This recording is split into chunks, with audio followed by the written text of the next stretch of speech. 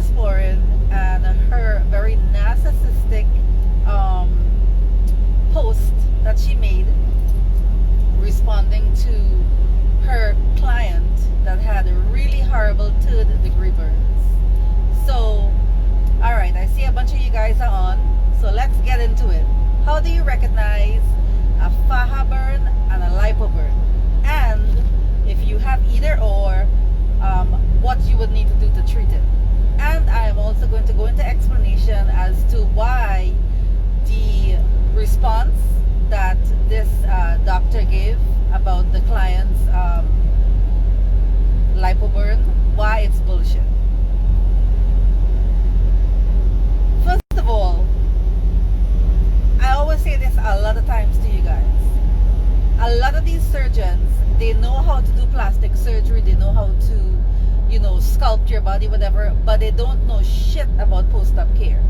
They are not wound care specialists. They don't have any information as to what it takes if you have a post-op complication, how to heal it. And I will be very honest, my own doctor included didn't know shit when I had a leaking belly button from my tummy tuck, which is a common post-op complications. His response was constantly telling me, put Tecasol, that was it. Well, Tecasol powder alone is not going to heal your leaking belly button. It's not going to heal your lipo burn or your Faja burn, or if you have a splitting stitch from my incision. Tecasol alone is not going to fix that. Anybody with common sense will tell you that when it comes to wound care for any kind of issue you're having with an incision, then it's a process. It's multiple products that are needed, multiple different steps that you're going to have to take to fix the issue. So, first thing, how do you recognize, let's start with Faja burn. How do you recognize a Faja burn? A Faja burn is, it usually starts off looking, and I guess it also depends on your complexion, right? How much melanin you have in your skin. But it usually starts off looking pink and it'll turn red. A Faja burn does not happen to you immediately after surgery. Within 1 or 2 days, you don't immediately see that. The Faja burn occurs because some part of your Faja, with the layers that you have to have under your Faja, which is your tank top and your lipofoam or your poisy pads, somewhere that Faja material, which they call it power net, it's a very abrasive, rough material, it bunched somewhere. And that's why you got that little blister on your skin. My husband, you guys know, he's chocolate, he's dark, he's darker than me. He had a Faja burn on his waist, and even with his complexion, he likes to call himself pecan, even with his complexion, it looked pink, and then it got a little more red. Now, my husband has keloid prone skin, so a lot of times any little cut or whatever he gets, it heals like a keloid. He also rides a motorcycle, so he's had road rash where he fell on his motorcycle more than once and it turned into a keloid, like on his arm, his shoulder and stuff like that. So his Faja burn turned into a keloid. So if you do have, hey Keisha, Asec Designs, that's my designer, guys. I'm seeing you when? 2 weeks, right? Anyway, so his own started looking pink and then it turned red. If you have keloid prone skin, it's going to more than likely turn to a keloid. So to treat that, you're going to have to get steroid shots. They sell the steroid over the counter in the Dominican Republic. You can buy 2 or 3 bottles of those and the needles, the little baby needles that you need, and take them home with you to treat your keloid. So that's how you recognize a Faja burn. A Faja burn is where the Faja bunched somewhere and made this little pink-red mark. It could turn into like what we call a water bladder, a blister. It could turn into that, and then when that liquid pops and it comes out, then it turns, the little piece of skin comes off, and it turns into like a wet raw wound. So then now you're gonna have to start using some saline to clean it, dust with your Tecasol, cover it with a nice non-stick gauze pad, non-stick, because you don't want the netted gauze to stick onto the skin and then rip off, and then it becomes even worse. And then put some tape, put a poisy pad over that area so it gets some nice compression, cushion, and then put back on your Faja. Yes, you can wear your faja still if you have a small faja burn. If it's ridiculously big and turned into a hot mess like a raw wound, yeah, you may want to keep that off for like a couple days and just keep your bandage and stuff on that raw wound. So let me see what Swizma said here. She said, I got it because my faja was bunching at the top under my breast. Yes, so that's what I was just saying. The faja burn usually happens because the material bunched somewhere and rubbed on your skin. I had a little one on the side of my waist as well, like, you know, like by the rib cage area, and that's where the faja, you know, like you're sleeping at night, so the faja gets bunched up. You just gotta, you know, pull it up like that to straighten it out. But again, you know, my skin heals pretty decent, so I didn't have a big issue with it. So that's how you guys know what is a faja burn. Of course, guys, I'm gonna post this video on YouTube for you guys that joined late and don't know what we're talking about. We're talking about lipo burns versus faja burns, how to recognize it, how to treat it, what causes it. Alright, so lipo burn. My husband had 2 small lipo burns. They literally were the little lipo hole. So at the site of where the cannula goes in is where he had the little lipo burn. They were maybe this big, like really small. I mean, not even the size of a dime. And it took about total time, it took about 2 months to fully heal, like back to, you know, regular skin. The reason why he got those lipo burns is when he had his round 1, he was diabetic. So when you are diabetic, you are more susceptible to getting a lipo burn because your blood glucose, depending on how high it is in your body, that delays healing from your plastic surgery. You know, so your plastic surgery your incisions will take longer to heal. Other reasons why you may be more susceptible to getting a lipo burn than the average person would be if you have sickle cell or the sickle cell trait, you are anemic, the diabetes, of course obesity. The higher your BMI, the greater your risk of this happening to you. If you are a smoker, whether it's weed, hookah, cigarettes, whatever the heck these other things are called, that does increase your chance. Because remember, when you smoke anything, it causes the oxygen, which carries blood flow, right? Or the blood, I should say, carry the oxygen flow throughout your body. It prevents that from happening. So if the tissue that they just did surgery on is not getting blood flow and oxygen, then it's going to turn necrotic, is what we call a lipo burn, right? And then it's going to turn black and die. You're going to need a skin graft, that's gangrene, an infection, all the craziness that comes with that.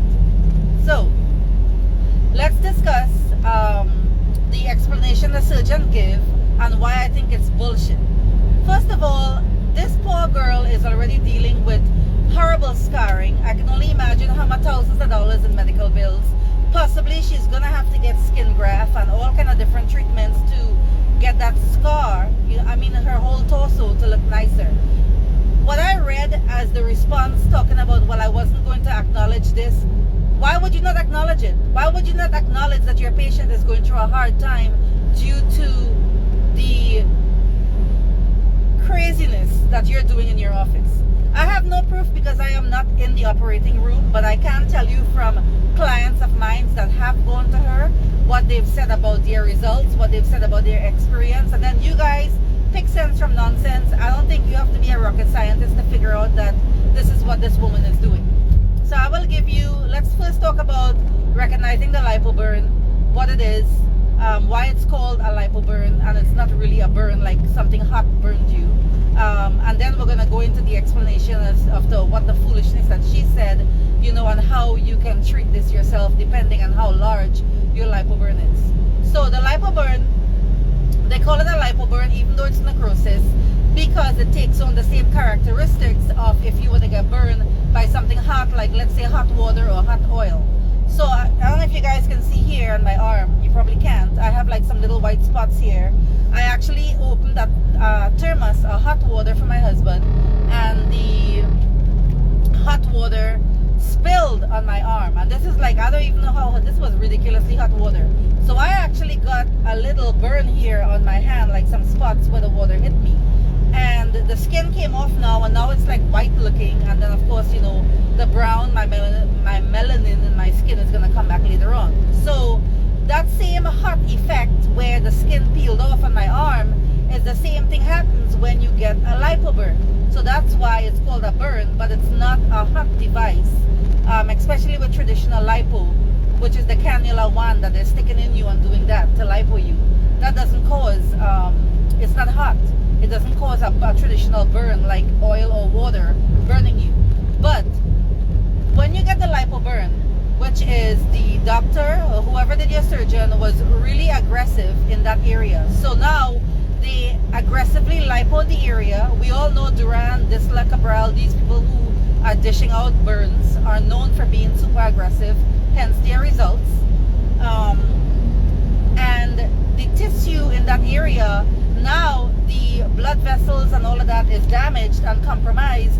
So that tissue is not getting oxygen and blood flow to it, which then turns the tissue and the skin to turn black and necrotic, right? The black necrotic is the skin is literally dead. That's what that black look is. So my husband, as an example, when he got the 2 lipo burns, that occurred, that black, dark purple, black look literally happened within 2 to 3 days post-op. Because remember, after surgery, that's how long the body, that area is not getting oxygen. So the tissue is literally dying. It's turning black and dying. It's dead flesh like gangrene. So like this girl, for example, in the post about how large her lipo burn was, when you have lipo burns that are so large, you need certain ointments to what they call debride the dead skin, for that dead black skin to fall off. What happens when the black skin falls off is you start seeing red, raw, pink tissue. So literally it now turns into like a big, raw, wet wound that you have to treat and heal. And then of course that's going to cause scarring depending on, you know, how your body heals, what kind of tissue. You know, everybody has their own way of healing, so to speak. My husband, he keloid. Some of you guys may heal pretty good. You may not keloid. I don't, you know, keloid. So my burns or my scars, whatever, heal pretty decent. Alright, so now now this person now has the dead black skin on their body. Depending on how big it is will determine if it takes you a couple weeks like my husband. His own took a total of 6 to 8 weeks to heal because he had 2. Some people it may take, some of you guys like Dr. Senia, right? His girls that are getting burnt by him, some of them are healing for 10 months, 1 year before the actual burn, 3rd-degree burn heals. So they have to do wound care, they have to go to whether it's the clinic once a week, whatever, or people are coming to their house to change the dressing, you know, different things like that. If you have a small lipo burn, because this may not work for large, huge lipo burns, because that's obviously a more serious issue, but if you have a small lipo burn, like the picture I posted, my hubby lipo burn, which was, you know, like maybe this big, what you want to do is make sure and keep that area moist. Moist meaning Vaseline is something that a lot of people in the islands use when we get a burn. It has to be something that will not dry up like lotion. So not even coconut oil, because that absorbs into the skin. So you may want to put a layer of Vaseline. If you're in the DR, they can prescribe you Silverdine. I like Medi honey. I don't like the Manuka honey only because it's so gluey and sticky and messy to clean off. When my husband had his lipo burn, I started using Manuka honey. Like I said, it was a pain to clean off without damaging the skin, the black skin, without ripping it off by cleaning it every day. So I switched to Medi honey, and the Medi honey kept it nice and moist and was a lot easier for me to wipe off and clean every day and then redress his wounds. So you want to put something on there to keep it moist. That's the difference between a lipo burn and your incision after surgery. Incisions you do not keep wet, you keep that dry. But the lipo burn, why you want to keep it moist is because if you let that skin dry, that black dead skin, it's gonna turn into like start cracking up, flaking off, peeling off. It's gonna start bleeding, and that's what you don't want to have. So but the big part about lipo burns is you have to keep that moist. So this is what I would do with my hubby to clean his lipo burn and treat it. Saline to clean the whole area, then apply a layer of the Medi Honey. Actually, I would take the Medi Honey with a Q-tip, and on my hand, like here, put some Tecasol powder in the Medi Honey, mix it with the Q-tip, and then take the Q-tip and apply it on the lipo burn.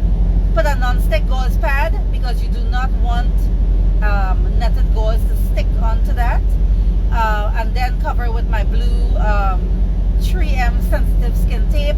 I like that tape, guys. All of these things I'm talking about is available in the Amazon store under general supplies. I like that skin sensitive tape over the white paper tape, because my experience with the white paper tape, when they are taking it off to do your massages and whatever, it literally pulls hair pulls the little fine little baby hair you have off your skin, and you're already in pain. You know what I'm saying? So for me, that was such a pain in the ass. That used to hurt like at least a bitch for me.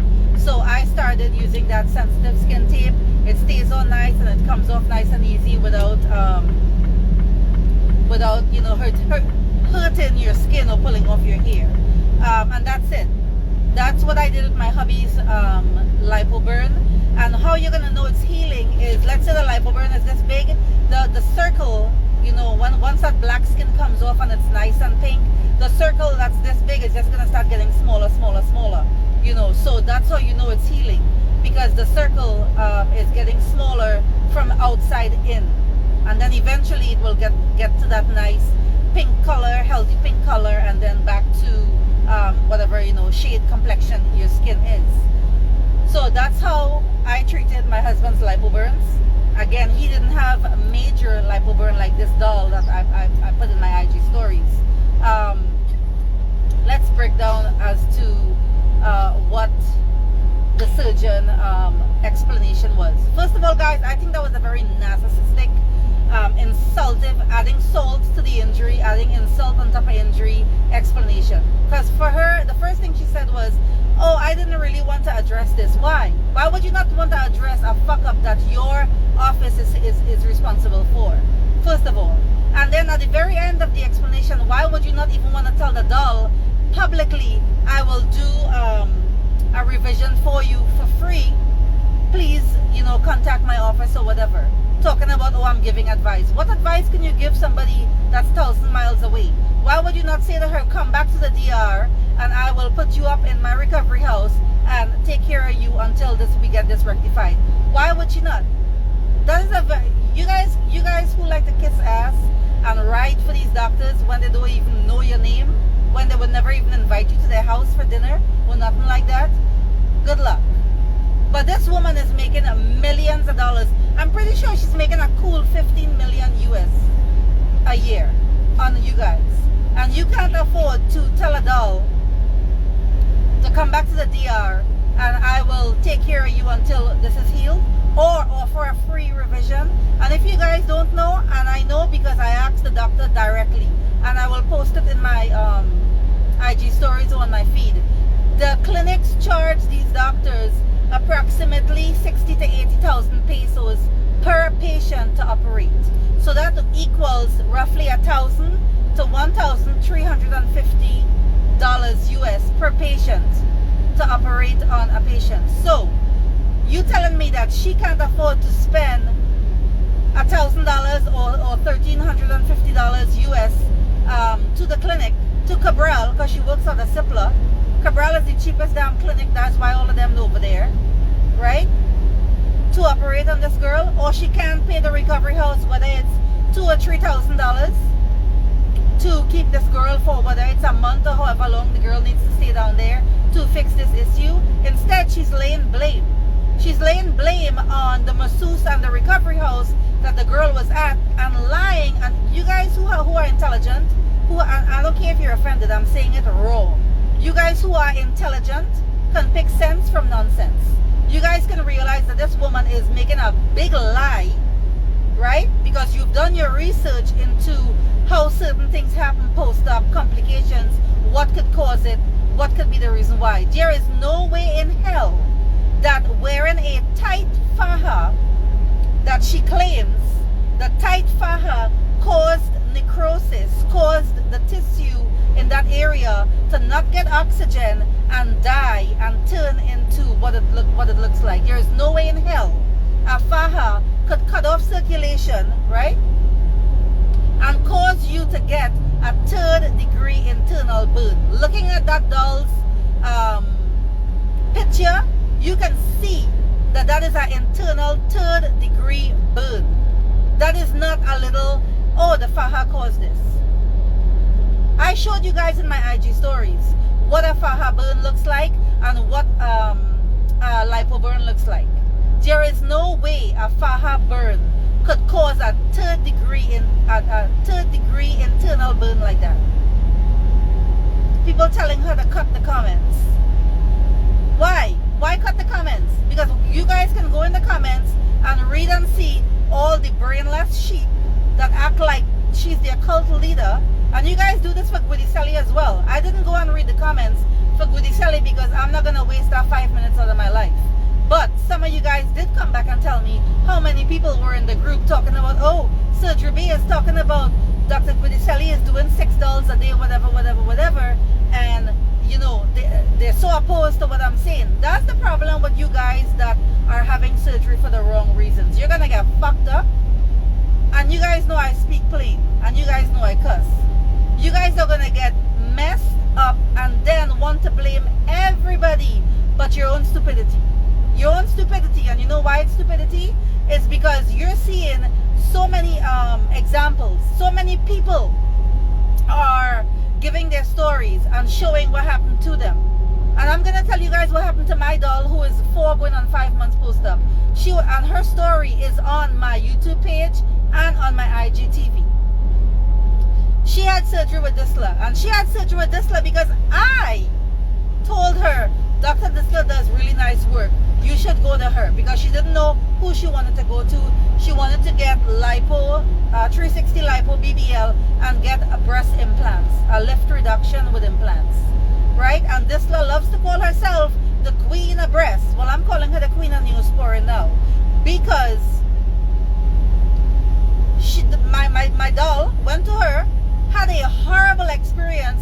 This woman really showed her true colors in regards to how nasty, narcissistic, insultive, derogatory of a human, disgusting of a human being that she is to this girl. She showed, and I told my client, I'm like, I can't believe you did not tell me that this is how this woman treated you during your consultation and still went through with this surgery. Go look at my IGTV and my YouTube, and you will see the video up on there with her talking about her experience, how horrendous she was treated. Now, tell me if this makes sense to you. My doll was the last patient for the day with Disla. This was a Friday afternoon. She was the last patient for the day. She went into surgery something like close to midnight, right? Now, if you are a doctor in your office and you're there in the morning, and this goes for Guidicelli ass lickers too. Listen to this. You are a doctor and you're in your office from there in the morning, 7, 8 a.m. And you tell me that you're seeing post-op dolls, new dolls for consultation, other business because pharmaceutical reps and so forth come during the day to see you and you have to speak to them, and also doing surgery. And you're still at Cipla doing surgery and it's now midnight. And you're doing this 5 days a week, Monday through Friday. Pick sense from nonsense, guys. Who is doing all those operations in the operating room? Yes, the doctor have assistants who is there to assist, not to do your full damn surgery, or not to do 90% of your surgery and the doctor just pop in and check while she go to the other operating room to pop in and check what they're doing over there. So my doll went into surgery around close to midnight, last doll for the day, got 360 lipo BBL breast lift reduction with implants, wanted arm and chin lipo, did not get it. The next day, this is what Disla is going to say to her when she's speaking to Disla and asking her why you guys didn't do my arm and chin lipo, and that's what I paid for. This last started talking to her and telling her something about a tummy tuck, and she was like, I didn't get a tummy tuck. That's not what you did to me. Then Disla tells her, oh, hold on, I will call you back. I'm going to speak to the anesthesiologist and see what's the notes on your record is saying. Why? This was your last patient of the day on Friday night. This is now Saturday morning. A couple hours later, let's say about 9 hours later, and you don't remember what you did to your last patient for the night, and then talking about you have to call the anesthesiologist to ask them what is the reason why you didn't get your arm and chin lipo. That's a damn lie. This woman is a liar. And you guys are so fucking stupid that all you can think about is big ass and flat stomach, that you will not care about your own life and your own health and your own well-being and keep going to her when there are hundreds of freaking doctors in the DR. Hundreds that I follow on my IG. But again, that's asking you guys to do too much. Too much research. That's too much. That's so hard work. Just to click on Surgery Bay and click on who she follows and then start looking at all these different doctors. 95% of the people I follow on Surgery Bay Instagram is only doctors or people that are involved in plastic surgery, whether it's a masseuse or a recovery house or whatever. I don't follow just regular people just like that, and there's a reason why I do that. So it makes it easier for you guys to go to who I follow and find people to help you with whatever it is you need help with. You don't have to go to the doctors I'm working with. You don't have to use my masseuse. You don't have to use the recovery house I recommend. I recommend all these people because I know they are the best of the best. I don't work with shitty people. I don't work with people who give you mediocre ass results, or are lazy, or are unprofessional, or are just there to bamboozle you and rob you and take your money. Everybody who I have on my team are people that I handpicked. So I'm in Texas, guys, so it may be bad signal. That's why you guys are getting pausing video, whatever. I don't play when it comes to these things. So anybody I recommend to you guys, go to this person or do this, whatever, it's because I fully trust their ability in giving you what you paid for, giving you the best of, their ability. So my doll, who I just spoke about, is now almost 5 months post-op, and she's telling me how unhappy she is with the way her ass looks. And she did everything she's supposed to do post-op, including still wearing her nice tight faja to shape her body 24/7, and has multiple fajas. So she's not one of those, oh, I just bought one faja for my entire surgery kind of people. She did everything she's supposed to do in regards to drinking that ginger tea, that turmeric tea to help with her swelling. I mean, everything that she's supposed to do, she did. Very unhappy with the way she looks. Very unhappy with the way her breast is looking. The two breasts are looking like two different people did each breast. So, and the mere fact that Disla had to say to her, let me call you back, tells me that if you don't remember from 8-9 hours ago what you just did on your last patient for the week, that tells me that it's your assistants who did the damn surgery. You went home, and if you guys look down on her feed, I'm pretty sure the post is still there, where she put up that same Friday night, her with her glass of wine and her Valentino belt that somebody gave her as a gift, and whatever else, chilling out. If you could find that post, that's the day I'm talking about with my client that she did the surgery. Okay? That is the exact day I'm talking about. So you don't remember what you did a couple hours ago. Your assistants did the surgery. And the mere fact that my girl doesn't look like your typical, of course, all they do is put the best of their clients on their Facebook and Instagram page. They're not going to put the customers that are unhappy. They're not going to put the customers that results look crappy, right? That the ones that the assistants are experimenting on. Because believe it or not, guys, who do you think these assistants are? That they're board certified plastic surgeons who could have their own private practice and make their own money? No. And I'm not telling you what I think, I'm telling you what I know, because more than one doctor who is the assistant for some different plastic surgeons, I have reached out to them and asked them, are you a plastic surgeon? And their response is, no, I'm not a plastic surgeon. I'm still in training. I don't have my own practices yet.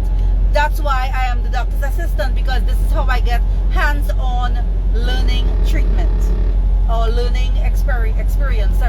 So when these doctors are doing these 5, 6, 7 girls a day, you all really have to be dumb as rocks to think that one doctor 5 days a week And this go, like I said earlier, this goes to y'all who swear Guidicelli is the, I don't know, Jesus back on earth.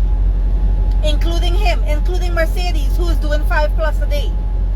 You know, there's a lot of doctors, a lot of these famous doctors, Cabral too, that are doing all these girls a day. You're hearing people talking about 7 girls a day sitting in his office waiting for their turn. First come, first serve. Yili, why you think Yili got kicked out of freaking Cipla? When there was a big ass, 7 to 10 years ago, there was a big ass infection in New York with like 7 girls or 10 girls, something like that, got infected in Cipla, and everybody was saying it's Cabral. It's not Cabral. And the CDC got involved, and they all had cellulitis. It was Yili. That's why Cabral kicked her out of Cipla, and now she has to work wherever the heck she's working now. Yili is the one that was booking like 10 girls a day and had all her assistants doing the damn job. Why? They love the money. No doctor is going to say no to you. You guys are like, well, the girl had surgery 3 months ago. Why did Disla not tell her, no, come 6 months later? Why? So she could not get money? What do you think, that these internet famous doctors that are doing all these girls that they are doing surgery because they love y'all? Because they think that y'all think, I'm sorry, that they love transforming women's lives and making women happy? No, they love the American greenback. They love the American dollar. Why you think they tell you, no, don't pay me in pesos, which is less money, pay me in US dollars? Why you think they want US dollars? Because when they exchange it, right now it's like 59 to 1. 59 to 1 US dollar.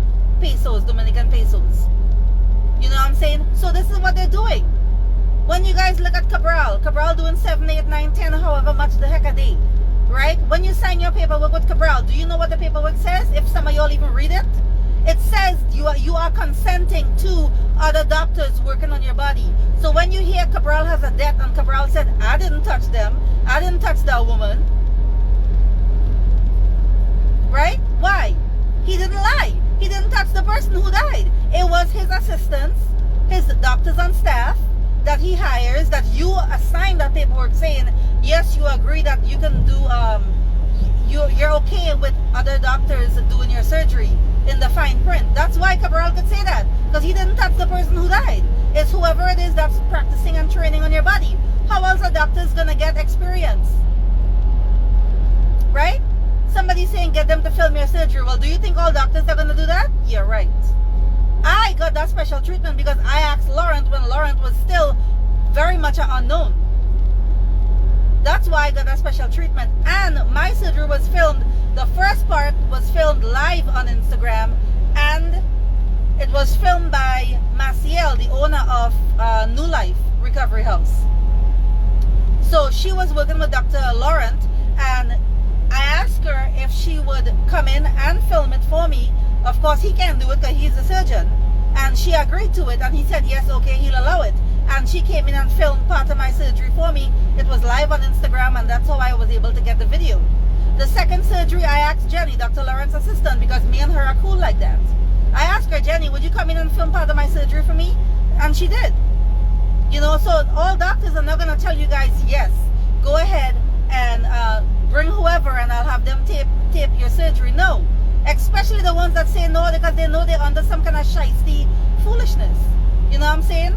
Now, I'm not saying that your doctor, whether it's Mercedes, whether it's Cabral, whether it's Guidicelli, whether it's Disla, whether it's Duran, whoever, the internet famous ones, you know, I'm not saying that they never touch your body. What I am saying is there is no way in hell that a doctor is doing a tummy tuck alone is 4 hours.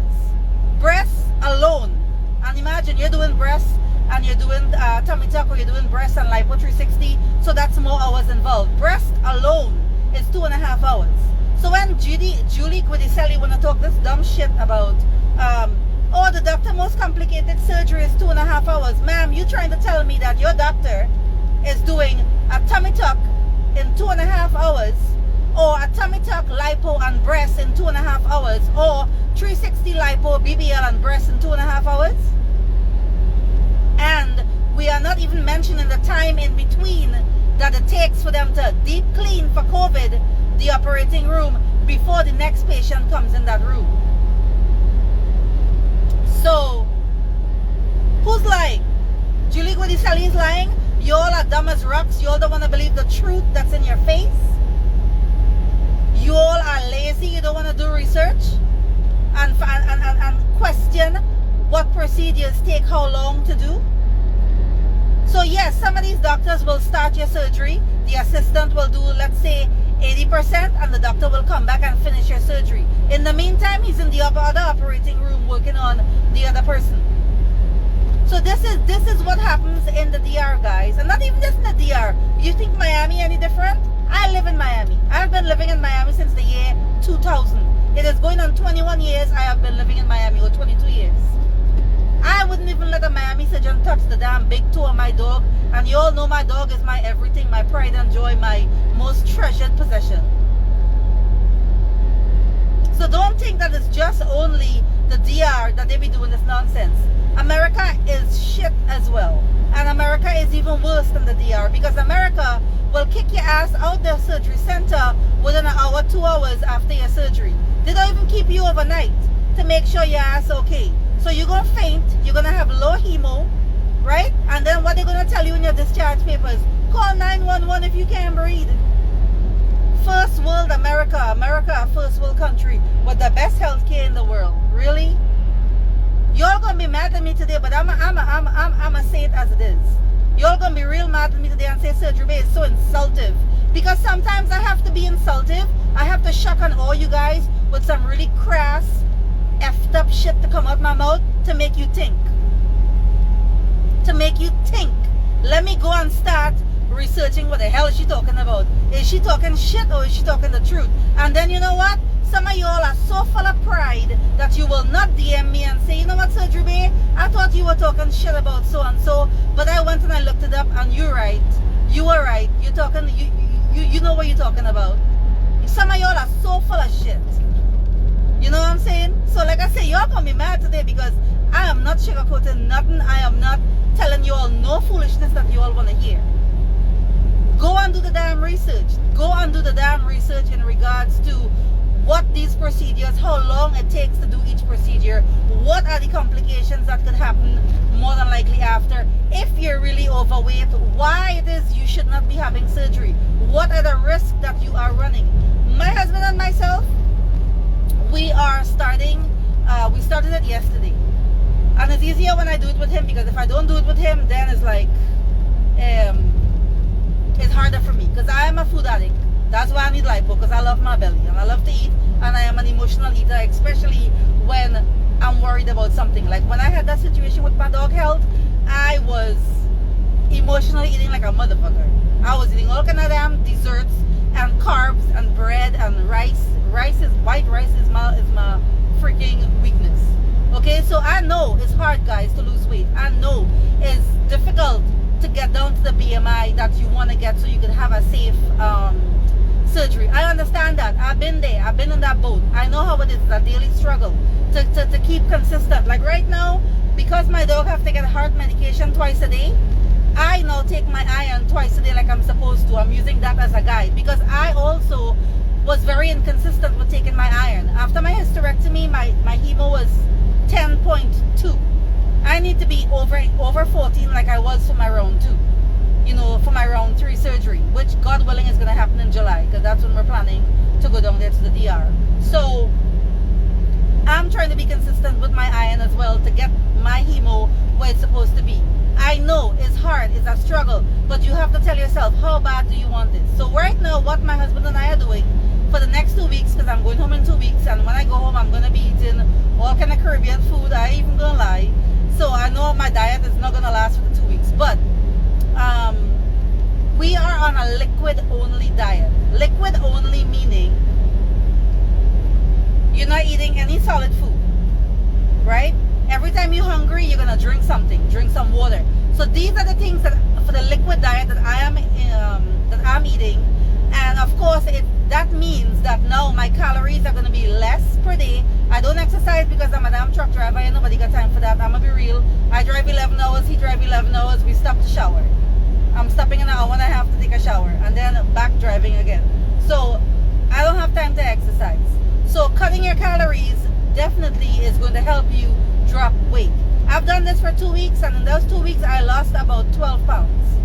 And I'm pretty sure if I continued it, I would have lost the 20 or 25 that I want to lose. Liquid only. All I'm consuming is water, my orange juice for my iron. They have these little, damn, it's not close to me so I can show you. They have these little soups that they sell in Walmart or the supermarket from Campbell's. They're like little like that. The French onion is only 140 calories. The tomato one that I like, I think, is 240 calories. So this is what I would be, this is how my day would go. I would get up in the morning, drink my iron with my orange juice. Then if I start to feel hungry, whatever, it's midday, before lunch, whatever, I would drink, these are the things I'm buying from Walmart. They have the green juice called Suja. They have protein drinks from Bot House. I like the chai and the vanilla, and there's a chocolate one. A whole bunch of water, of course, I'm drinking. I have this that I put in my water so I can make it taste, fake it out and make myself feel I'm drinking juice. They have all kind of different flavors in these. So I'm drinking that as well. And then once per day I'm eating, and I try to do it around midday so that I'm not eating in the night, which is that soup. So I'm drinking that soup, or I'll have they have this little tuna in the it's a green, the one I like is the green one. It's called lemon and thyme, and it's a little green, who is it by? Is it by, I don't even know which freaking brand it's by, but it's in Walmart in the tuna section. They have a bunch of different ones, and I think that's like 190 calories, whatever. I'll eat that. So every time I feel hungry, I'm drinking some kind of liquid, either one of the protein shakes, a green juice, water, this flavored water, you know, to fill my belly. So my calories are getting cut. I have not checked daily how much the calories total the workout to be. Yes, it might be Bumblebee, might be the brand that I'm talking about. But I like the green little container. It's a little plastic bowl. The flavor is lemon and thyme. That's the one I buy. I like that one. So that's what I'm having, guys. And let me tell you, you will drop weight. You will drop weight. Yes, the first couple of days are hell because you're constantly hungry every 5 minutes, but you gotta drink something. Drink something to counteract that hunger pang, the hungry feeling, right? And that's it. If you guys exercise, whatever, you can, you know, do a 1 hour brisk walk. You don't have to go running, jogging, go to the gym, kill yourself, because by cutting your calories, you're not gonna have a lot of energy. But because some of the things I'm drinking has sugar in it, like the protein shake and stuff, that is still giving me energy, so I'm not feeling like real tired and lethargic and stuff like that, you know. So if you guys are trying to lose weight and you want to lose weight in a healthy manner where your body is still getting nutrition, I would recommend that. The green juice especially gives you so many different micronutrients, minerals, vitamins and stuff like that, and you're dropping the weight. There's a video, I don't know if it's anymore on Netflix. It used to be on Netflix, but you may want to Google it. It's called Fat, Sick, and Nearly Dead. Fat, Sick, and Nearly Dead. Listen, when I saw that, there's 2 parts to the documentary now. When I saw the first one, that changed my life so much, so drastically. Sorry guys, give me 1 second. In regards to the story behind it, what the man did in it. So backstory is, what it's about is, the man is a millionaire from Australia. His name is Joe, and he was very overweight, and he decided that he was going to go on a juice fast, and just drink different types of fruit juices and vegetable juices for 60 days. In the 60 days, he lost 90 pounds, 90. He was suffering from all these different types of illnesses besides diabetes and high cholesterol, all of that. And literally throughout the show, he was doing his blood work, and he was showing you how all his blood work was coming back good. All his levels were lowering. His doctor finally told him, you can start lowering your medication, until finally he was off the medication. And now he just eats vegan. He's like a vegan. He's back to eating food. He has a whole website called Reboot with Joe. And on there's like different juices you can buy. You don't have to buy his juicer. You can buy the $60 juicer, Hamilton Beach from Walmart. That's what I use. And have all kind of different juice recipes and different things like that. So all of that, guys, is ways if you want to lose weight in a healthy manner. You can incorporate just salads, no meat, no sort of salad dressing, just like salads, or raw fruits, raw vegetables as a snack with that to help yourself lose weight, you know, in a healthy way without doing no kind of crazy crash diet and different stuff like that. So you gotta get your BMI down. You do not want to go into having surgery with no crazy ass, my BMI is 40, 45, whatever. Any doctor that's telling you, yeah, I'll do your surgery with a BMI like that, run far and run fast. Because they don't give a shit if you live or die. Once they get their money from you, that's all they care about. It is what it is. It is what it is. Dominican culture, I'm sad to tell you guys, whether you want to believe it or not, whether it's a millionaire doctor or whether it's a man in the street, that is Dominican culture. Everybody down there is trying to see what money they can get from you. And I'm not telling you what I think. I'm telling you what I know because I've experienced it. I've been down there multiple times.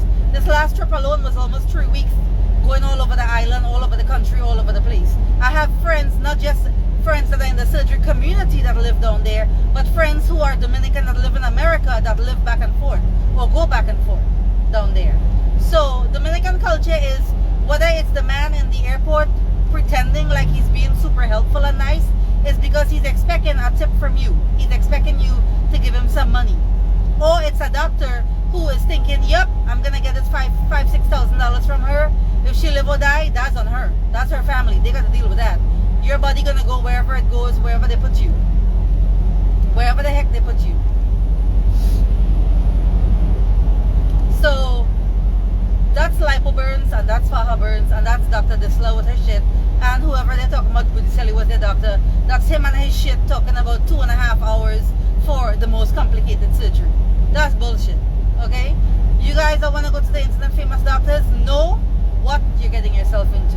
If you are okay with the likes of Disla and Duran talking down to you and telling you you're too fat, I can't work on you, or making all kind of insultive ass comments, go look at the highlight on my IG page. You'll see it. Some of the shit that Disla be telling women. Right? So go ahead, read that. You guys are okay with somebody treating you like garbage and taking your money, and then on top adding insult, having their assistant do your surgery? More power to you. You know how hard you have to work for your money. You're okay with doctors lying to you all, talking about, oh, I only do 4 to 6 patients a day, and my most complicated surgery is 2.5 hours. I'm doing all your surgeries. When you guys see people complaining about they're not happy with their results, know this. It's because these doctors are getting internet famous, and that means quality will be going down the drain. Because now they're getting more bookings, more customers, more patients. They are not giving you 4 to 5. Believe it, guys. We'll never go to a doctor that does 4 to 5 a day. That's serious for me. Common sense. Common sense. Imagine a doctor is telling you that they're doing 6 patients a day. And of the 6 patients a day, they're doing 4 tummy tucks. Because that's the most common surgery in the DR. Everybody and their mama coming for a tummy tuck. And the next one is 360 Lipo BBL. So they're doing $6 a day. And they're doing 4 tummy tucks. That's 16 hours of work. And then they're doing 2 360 Lipo BBL. Let's say that's 3 hours of work. So that's 16 plus 6. You telling me that a doctor is working 16 and 6 is what? 22 hours? They're working 22 hours a day, not counting seeing post-op patients for follow-ups and seeing new consults and not seeing the pharmaceutical rep and whoever else may be coming to their office, and the occasional person that's popping in for a little Botox in office or a little chin lipo in office. So they're doing 22 hours of surgery, not counting the time that it takes to clean between patients. That's just surgery time only. Monday to Friday. Whoever the hell believes Budicelli talking that shit, you're a damn fool. Yeah, Surgery Bay is being insultive today. You're a damn fool if you believe that shit. When I had my surgery, let me give you guys a timeline. My husband had 360 lipo. That's it. I had tummy tuck lipo BBL. My best friend, my nurse, Elaine, all of them, and my husband was in the room, the overnight room, waiting for my surgery to be over. Then they came and they got my husband to go do his 360 lipo. Right? I went into surgery after 2. I came out of surgery after 6. They came and got my husband 7 o'clock. He came out of surgery after 10. I was awake when he came out of surgery. I'm not telling you guys what I think. I'm telling you guys what I know. Not based on my experience, but also based on me asking doctors these questions. That's how I got my information. I literally asked my plastic surgeons, how long is my surgery going to take? How long is this operation going to take? How long does this procedure take? That's why I can tell you what I'm telling you. But like I said in my last post I just made on my feed, I already know what I got to do. I already love the way I look. I love my body. I had my surgery. I already know, God forbid, a post-op complication happen, I know what to do to fix it. Because I made sure and educate myself on every possible scenario out of the box that you could come up with. So I don't have to share my knowledge. I don't have to tell you guys this, that, and the other. Or to give you advice to make sure that you don't end up in some kind of bullshit. Right? I don't have to. But I do it because I like helping people. Who wants to listen? More power to you. I hope you have a near perfect surgery journey. Who don't want to listen? Please do not come in my DMs telling me you need help. Because I tried to give you help and you didn't want to listen. It's that simple. Guys, if you want to ask a question, please ask it in the question box. Because I'm not reading comments to answer your questions. Let's see here. Somebody wants to be in the... Yes, I'm going to request to Miss Cardenas. She's one of my surgery clients.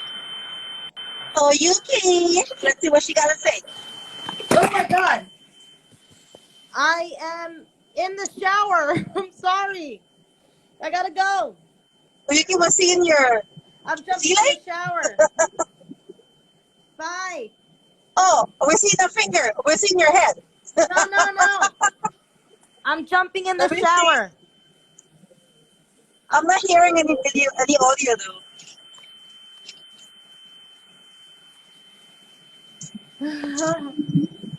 What do you want to tell the people?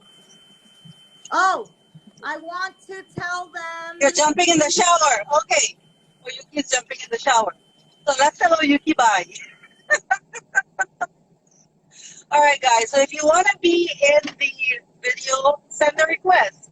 Put your question in the question box and send a request and you'll be in the video. Alright, somebody says here, did you buy your water in bulk at the recovery house?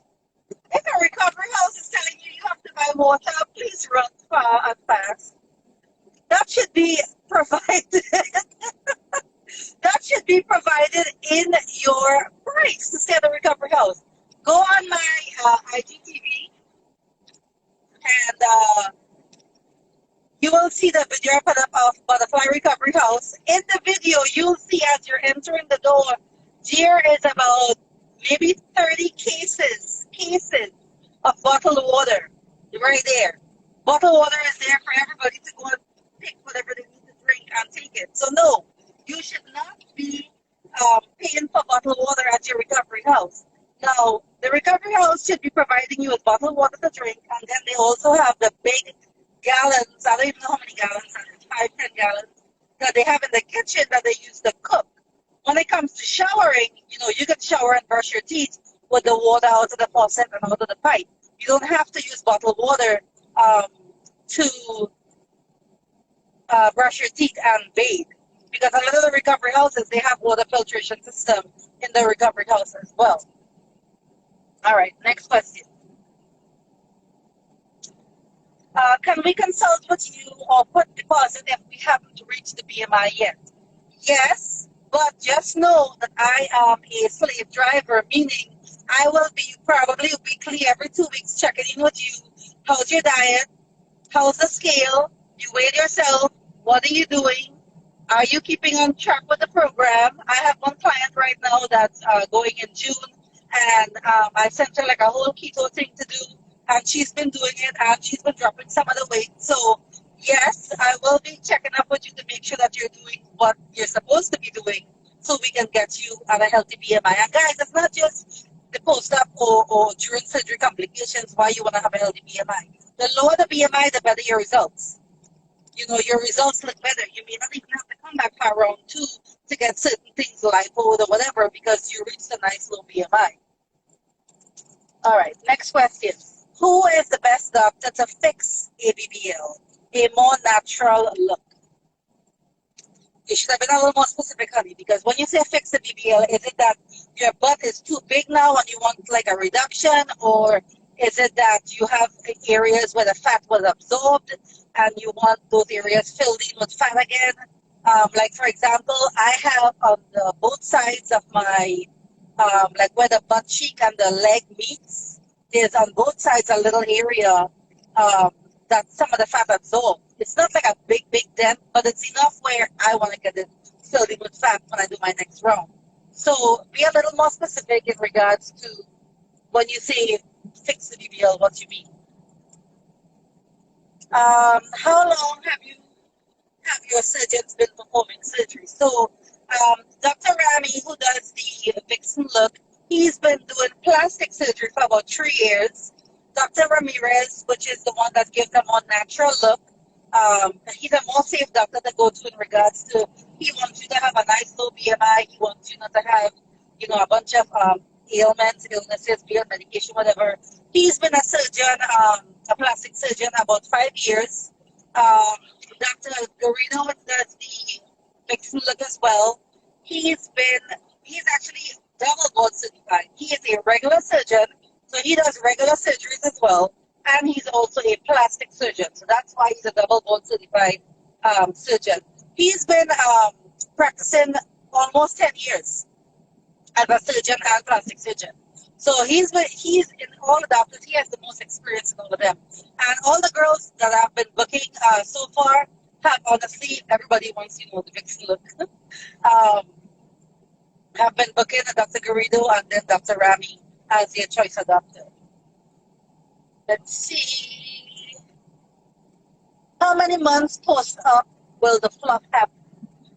So the fluff fairy or the fluff happens, that term means that when you have surgery and you're very swollen, as your swelling goes down, you start seeing your waist is getting smaller, and that then makes your butt looks bigger. So that period of time frame where your swelling is going down and we see the fluff fairy visits you, your butt is starting to take shape and pop out now, usually happens within a week 10 to week 12. So 2.5 to 3 months. For me, it was week 10. Is when I just woke up one day, took my faja off, put on this little gray dress, and I was like, what the hell? Where did this butt come from? It was like round. You know, so I swear to you, sometimes it feels like you just wake up one morning and you have a butt when before there was none. I want to be in the video. Okay, Chimika. Is there a way to book Cabral and pay extra to guarantee that only he touches you?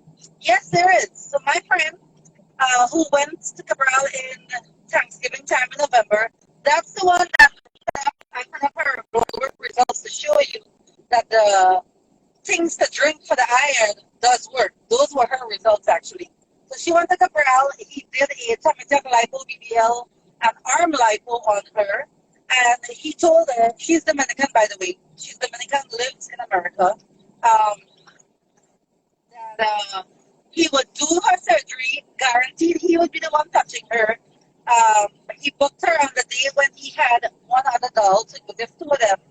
And he charged her $1,000 extra on top of the quote. So, yes, Cabral will do your surgery himself, but you got to pay him the extra money.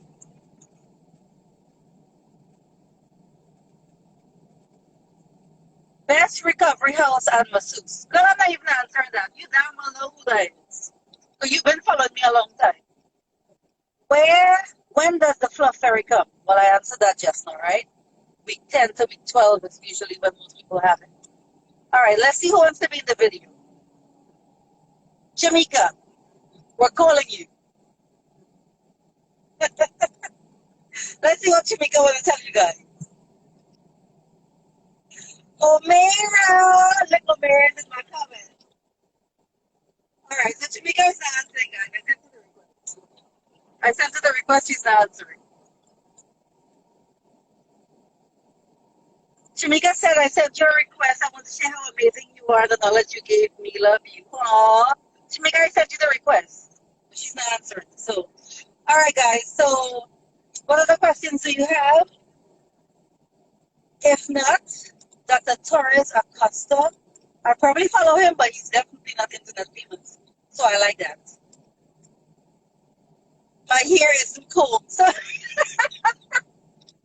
my hair isn't cold. My hair isn't cold, too. Get on the line if you want. Send a request. Oh my God. Do you still sit on your bobby? All right, guys. Let's talk about the different kinds of bobby. There's the American bobby. Tamika, send the request to be in the video again because I sent it. There's the American bobby, which that fabric, whatever the heck they stuff it with, is super soft and light. And then when you sit on it, literally within 2 days, the bobby is flat. I don't really care for those. I have one. And then I have the Dominican bobby.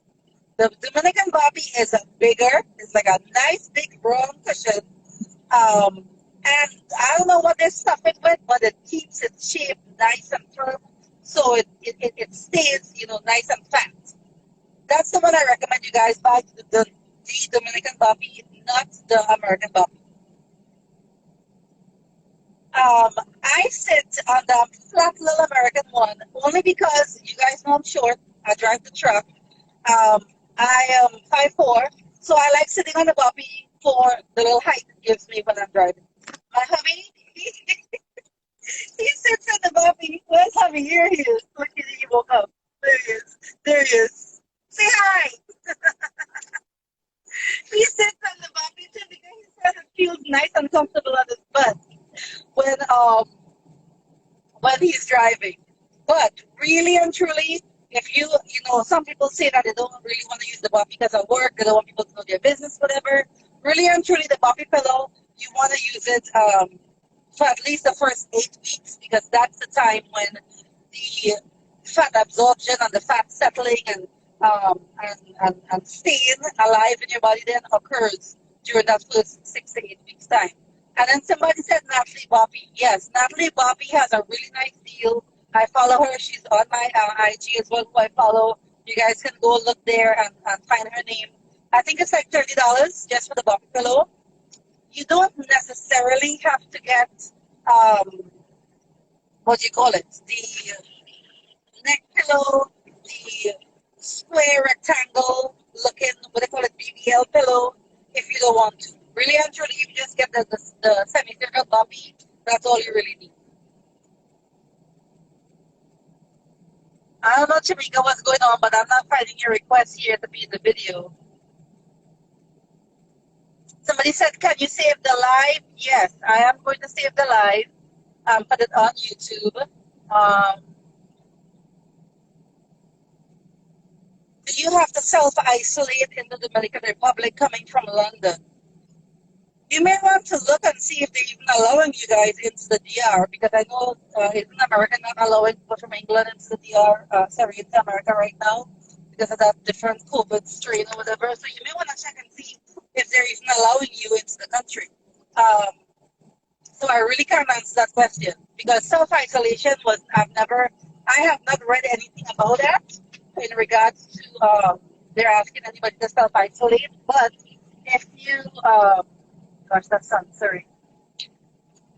If your country is on lockdown like that, then yeah, you may want to go to the Dominican Republic Embassy for England, the DR, the Dominican Consulate for the United Kingdom, and see if they have it listed in there that Either they're not allowing travelers at this time, or if they are, if you have to isolate for 14 days, whether it's at a hotel or because the recovery house, of course, is not going to let you, self isolate there. Let's see what questions you guys have.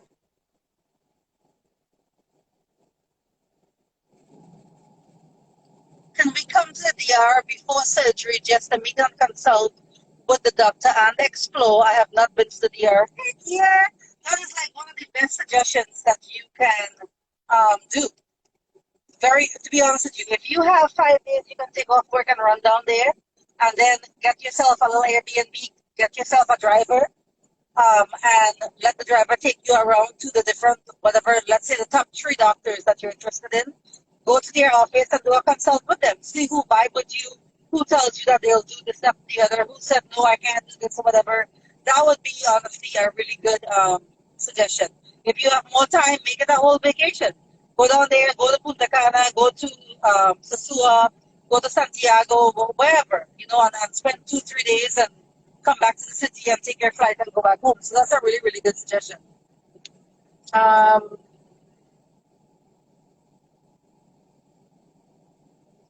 Questions you guys have? Can lipo be done on an area you previously had a lift, arm lift and thigh lift? Yes, but it may have to be basal lipo and not traditional lipo, because sometimes when you have the lift, when the incision heals, it's scar tissue. So because the scar tissue is hard in there, the basal lipo, the type of technology basal lipo is, which is that ultrasonic wave that breaks up, for example, fibrosis. Fibrosis is scar tissue.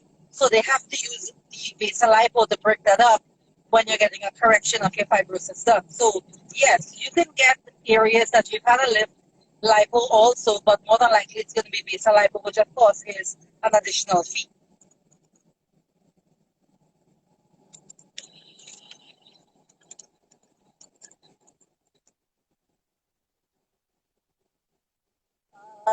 Let's see what other questions you guys have.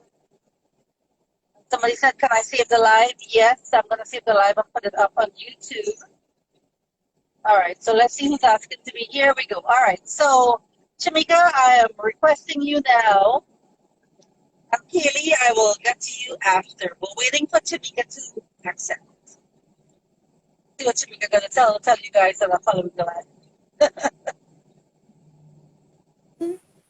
Here I am. Yay! I love you some Sergi Bay right here. I don't know why I'm not hearing you guys. My volume is all the way up. Oh, mine is too. Can I turn mine down? Oh, But I just wanted to get on here. here. Let me get my headset on and see if I can hear you guys. Because I can see you, but I can't hear you. You see? Okay. Okay.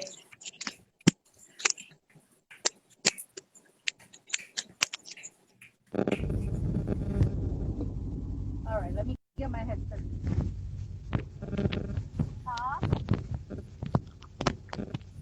Your phone is you're in the bedroom. All right, so let me see if I hear you now. Can you hear me now? Yes, I can hear you. Yay. Okay. So I just wanted to say I completely love you. You are freaking amazing. Or better yet, fucking amazing. She's a badass boss ass bitch, people. And you better be taking notes because she's so informative, because when I was in the process of wanting to go to Cabral, you were like, well, you might want to check history and stuff like that. Do your research. And I did. And then finding out, that I feel safe enough to be on his table now, and knowing that I want to go to Lorraine either for a second round, even else I might not get it all done in one round. Thinking, I'll get my tits done, I get my booty done, my arm lipo, my tit lipo, whatever. I can't, So guys, I just want you to know that she's so informative, and all these assholes that come on her lives and on surgery groups and things like that, it's just so annoying because she doesn't have to do this. She comes out of her time, her day with her hubby, to inform us about the proper care that we need to do. And I posted in your group, just having all this knowledge from you and wanting to share it. So you are a big. I just wanted to say thank you. And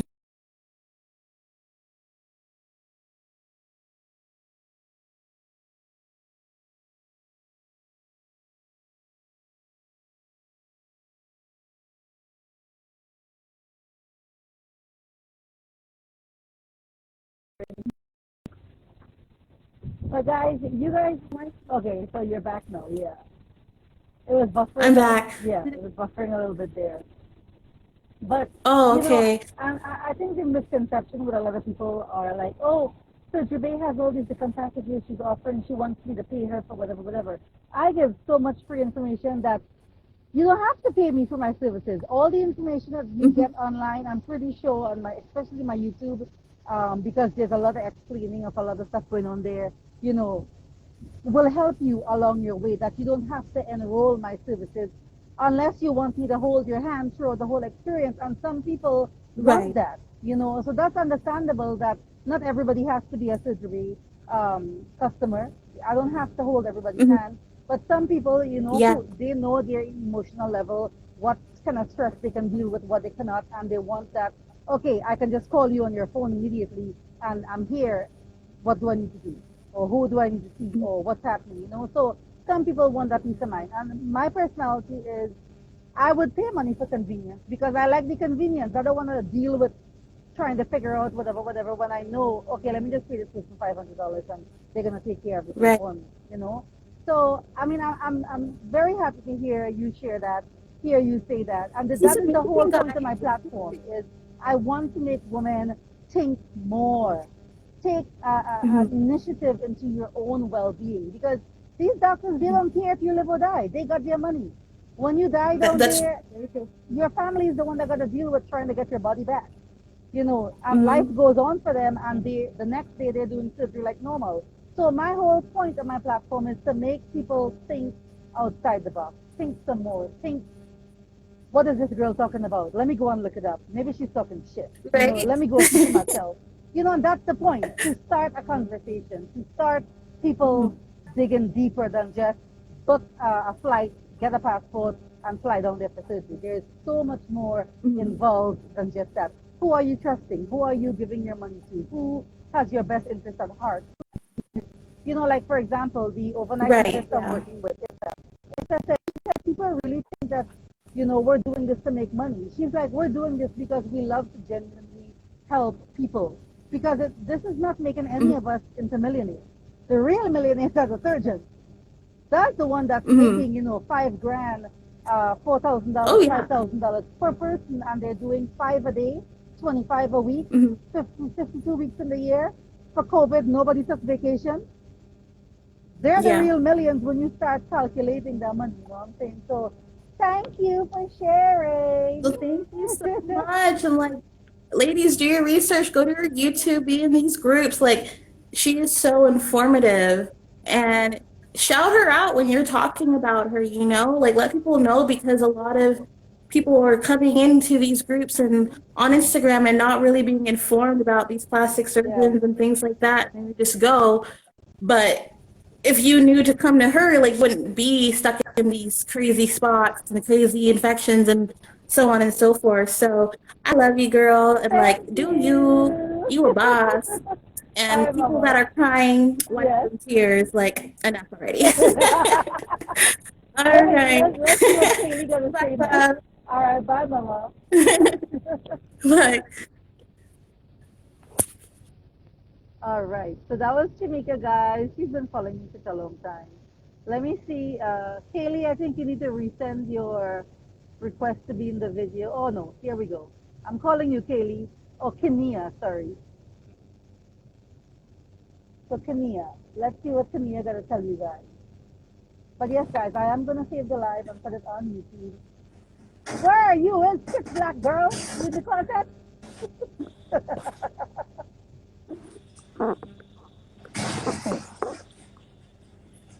All we're seeing is darkness.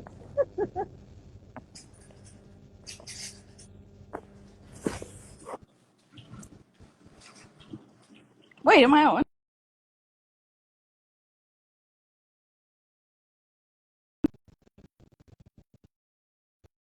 Wait, I can't tell. You want to turn on the light? I can't tell if I'm on here. You are. Oh, I am. Get on my line, boy. Let me see. I'm sorry, I couldn't tell if I was on here or not. Back up. I can hear you. I can hear you, and I can see somewhat of a shadow in the background. Somewhat. I'm too lazy to turn the light on. I'm only 12 days post-op. What do you want to tell the So people they're listening? I can't hear you. Can you hear me now? Okay, I can hear you. Yeah.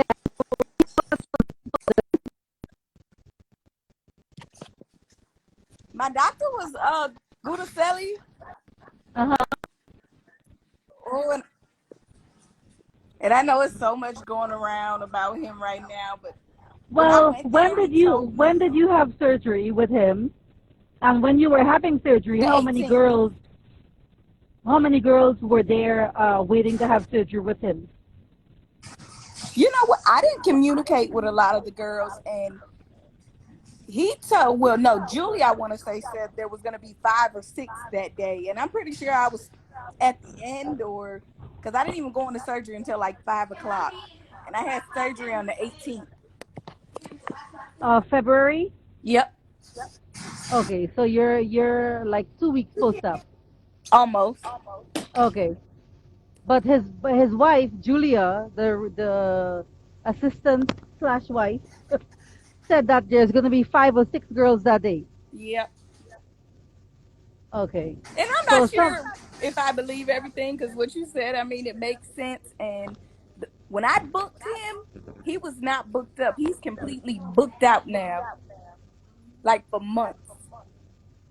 And I don't that's see what it. The yeah. surgery's 4 hours. I don't see. Mm-mm. I just don't see it. So if his assistants are doing it, I mean, they're doing a What good happened there? job. My results look good so far from what I can see, but Yeah, because I mean, what did you have? What did you have done? I got a breast lift with a reduction and a tummy tuck. Okay, so so no lipo. He said under my breast and just to the flanks. Oh, so not even your back. No, I already had around with in Miami previously with a BBL, so and did back Okay, lipo okay, okay. already. I Okay, just so want to get stomach check is rid of more stretch marks on my stomach this time after I did the BBL. I was like, these got to go. okay, okay, okay, okay. So how long do you think you were in surgery for? You know what? I have no clue because when I came out of surgery, I was so out of it. I was so sick, throwing up. Like, I can't even recall that night. Okay, because I mean, typically you had your overnight nurse there before you went in for surgery. She came, I think, when I went into surgery because my sister, well, my real sister, she came with me. And then when I woke up in my recovery room, my overnight nurse Yeah. was there. Okay, okay. Because then I was gonna tell you, ask the nurse how long, or ask your sister, when did they wheel me in, or when did they come and get me in the. Because I don't know how Goodiseli does his setup, but typically, like in Cipla, you are assigned your overnight room, and you're in your overnight room waiting for your doctor to come mark you up, the anesthesiologist to come talk to you, and then they put you in the wheelchair and they take you to the operating room. So you're already in your overnight room before you even go in for surgery. Mm. So that's how, at least for an idea for me, how I knew how long it is that it was my surgery and my hubby's surgery, because everybody was already there in the overnight room waiting on them. Yeah, I have to ask my sister because I have no. This is nothing like the first round. Like I don't think anything could have prepared me. Anybody's post on Facebook for a tummy tuck. So I think this one like Yeah, a took, tummy took tuck is me out. definitely nothing like regular lipo. Man, the It lipo is. didn't bother me at Yeah, it's all. the worst. The tummy tuck is like the most debilitating of all the surgeries. If you can go through a tummy tuck, you can go through anything after that, in my opinion. Like Man, that one really puts you down and out. I sneezed today. I thought I seen Jesus. But man, Yeah, but after about a couple days, it eased up. But it's just like certain movements, or if I sneeze or cough now, yeah, it's yeah. painful. But Yeah, yeah, yeah, I yeah. said I wouldn't do it So, again, and now I'm playing in round three. so what would you say? How would you say your um, process was with when you landed in the DR to when you got to the doctor's office? Was there a lot of crazy running around, or where did you have to do your labs? Was it easy to deal with the office staff? Yeah, I mean, how everything was that experience? everything was smooth sailing. So I got there probably around 3 o'clock, and I think I went to the clinic about 5. I went downstairs to his office, and his assistant, I can't think of her name, Hmm. whatever his assistant's name is, she took me right there to do the labs. And I think I was in and out of there in 30 minutes. I came back, I did the x-ray. There was nobody else up there when I did the x-ray. Came back the next Okay. morning, and I did the what else did I have to do the next day? EKG. And I don't know if they thought I was Dominican or what, but there was a bunch of other girls waiting. I went to the front, and the cardiologist asked, I was going to sign in. The cardiologist asked me, what I was doing and what I needed to do. And he just said, come with Yeah. me. And hell, I skipped everybody in the line. So in Guidisali's clinic, in his office space or his building, you do your overnight there, your surgery there, and your labs there. Yep. Okay, so it's everything is one stop. You don't have to run around, go all over because the difference between and I like that because you're at least in one place getting everything done. Yeah, Because that for was really good. example, when I had my 2 rounds in SIPLA, my doctor used another facility for the lab work. So I had to go one place to do blood work, another place to do EKG, and both rounds it was same doctor, two completely different set of places I had to go. So that running around was, kind of annoying, especially when you go to other clinics that they don't speak English, so you have to take somebody to translate for you. So that's nice. I like that he has everything there in one place for you to get everything done. You're not running around crazy, crazy. The only thing that was in a different spot was the COVID test, but they Right. take you to do the COVID test. They have a driver that takes you. Oh, So okay, okay. So you had a good experience in regards to the customer service. So at yeah, 2 weeks, it's kind of too early to say, okay, I'm already seeing my body because I'm pretty sure you're still very swollen. But so far, what you see, what do you like or do you not like about your results? you know what? I like everything so far. I'm very swollen.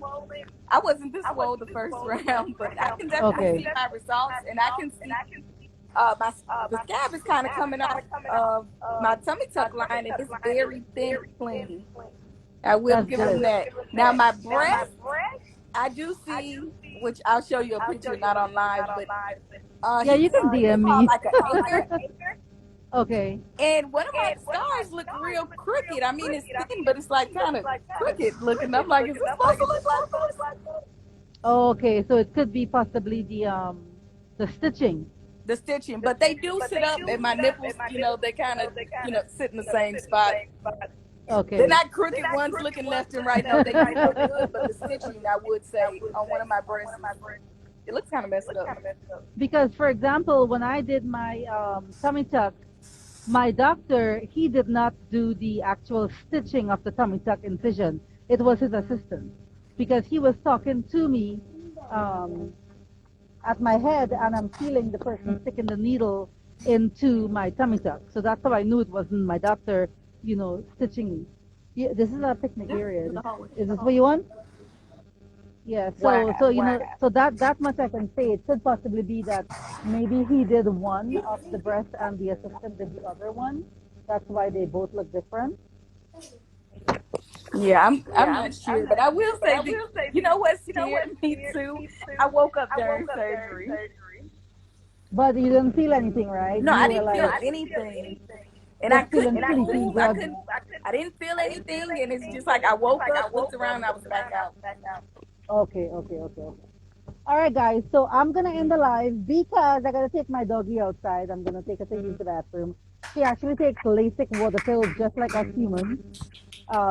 So it was nice talking to you, Tia, and thank you for giving us your perspective on your search with Dr. Judy Shelley. No problem. Guys, I will talk to y'all later. All right. Bye. Bye, guys.